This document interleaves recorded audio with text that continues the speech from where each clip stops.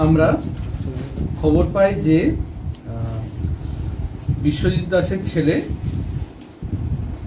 বিশ্বজিৎ দাস এর ছেলে বরুণ দাস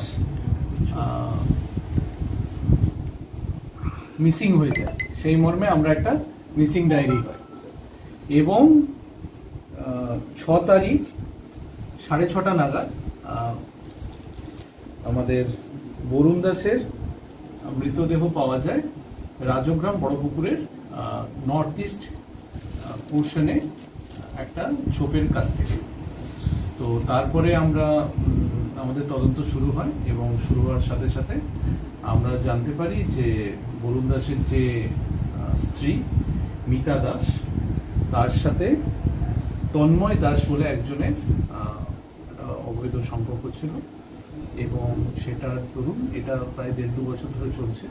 তার দরুন এর একটা সংসারে একটা মনোমালিন্যের জায়গা ছিল এবং সেটা থেকে এই মনোমালিন্যটা যখন প্রচণ্ড আকারে বৃদ্ধি পায় তখন একটা মদ খেয়ে গালাগালি এইসব চলত। তারপর থেকে হয় কি এই বরুণ দাসকে সরিয়ে দেওয়ার চিন্তাভাবনা করে প্রাথমিক জিজ্ঞাসাবাদে যেটা বেরিয়ে আসছে।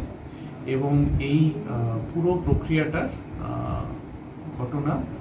এই ঘটনার পুরো সত্যাসত্যটা কিছুটা রিভিল্ড হয় হচ্ছে বরুণ দাসের মেয়ে এবং মিতা দাসের মেয়ে তাদের কাছে। সেটা আমরা পরে জানতে পারি, যেটা কোরাবোরেট করে।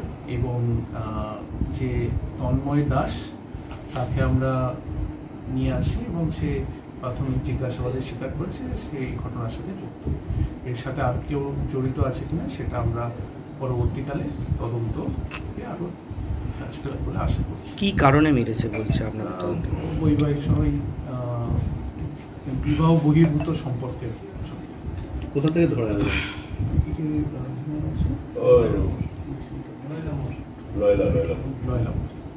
এটা কোন থানা? এটা গোঘাট থানা, যেখান থেকে ধরেছেন। স্যার বলছি কি দিয়ে মারলো, কিভাবে মারলো? যেটা প্রাথমিক জিজ্ঞাসাবাদে উঠে আসছে যেটা হচ্ছে যে শ্বাসরোধ করে মেরেছে, মুখে চাপা দিয়ে।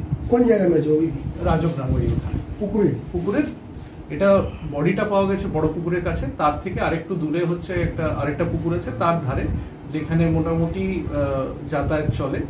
ওইখানে যে ডিসিজড তাকে ডাকে হচ্ছে যে অ্যাকিউজড, মদ খেতে ডাকে এবং যে ডিসিজ তাকে প্রচুর পরিমাণে মদ খাওয়ানো হয় এবং তার বাহ্যিক জ্ঞান সেরকম ছিল না বলেই আমরা জানতে পেরেছি।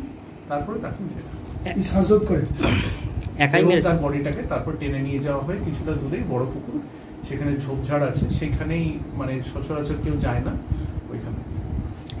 একজনই মেরেছে, একজন মিলে? ওটা আমরা আরো আপাতত যেটা জানতে পারছি একজন ইনি ছিলেন, আর সাথে আরো অনেকে ছিল হয়তো, সেটা আমরা আরো জানতে পারবো আশা করি।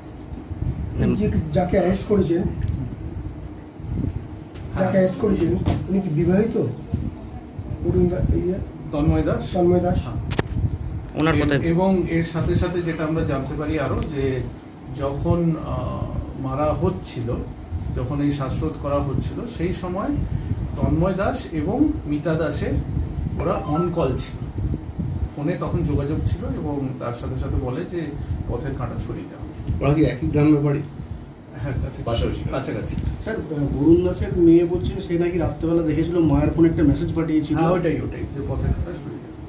এবং পরবর্তীকালে মেয়েকেও বলা হয়, মিতা দাস বলে তার মেয়েকে যে এই ব্যাপারে কাউকে কিছু না জানাতে, নাহলে তাকেও শেষ করে দেয়।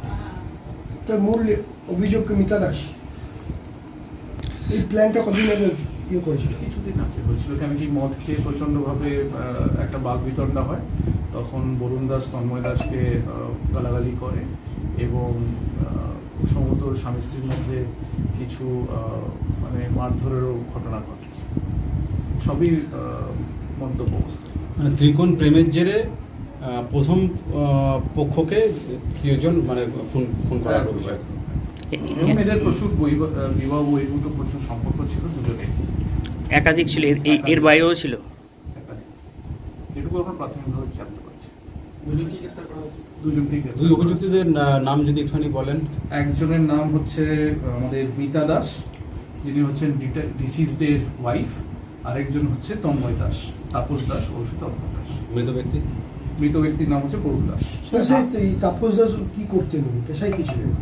পেশায় আমরা রাজমিস্ত্রির কাজ মানে দুজনে রাজমিস্ত্রির কাজ করতেন। রাজমিস্ত্রির কাজ। দুজনে দুজনকে চিনত, স্যার, deceased পরিবারের এবং লোক- accused। পরিবারের লোক অভিযোগ করছে যে এনার সাথে আরেকজন কোনো ব্যক্তি ছিলেন। হ্যাঁ হ্যাঁ, ওটা আমরা আরো তদন্ত যেরকম এগোতে থাকবে, আমরা যতক্ষণ না কংক্রিট কোনো এভিডেন্স পাচ্ছি ততক্ষণ তো কিছু বলার মতো জায়গা নেই।